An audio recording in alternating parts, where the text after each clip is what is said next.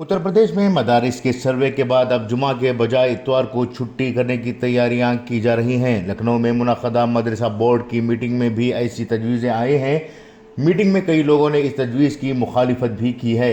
लखनऊ में मदरसा बोर्ड की मीटिंग में मदारिस में छुट्टी के दिन को जुमा के बजाय इतवार को छुट्टी देने का मशवरा दिया गया। इस पर अभी तक कोई फैसला नहीं हुआ है।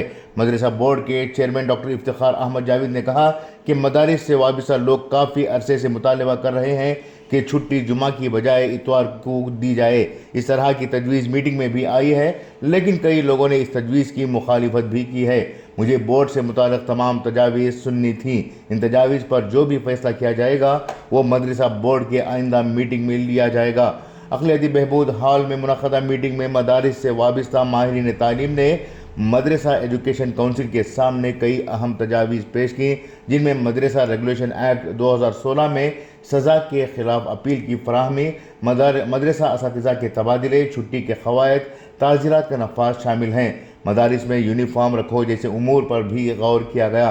अजलास में मदरसे के मुलाज़िमीन और असातिज़ा की मुअत्तली, अखराज और अपील के ताल्लुक़ से असातिज़ा के मफाद को महफूज रखते हुए क़वायद बनाने के बारे में तजावीज़ पेश की गईं।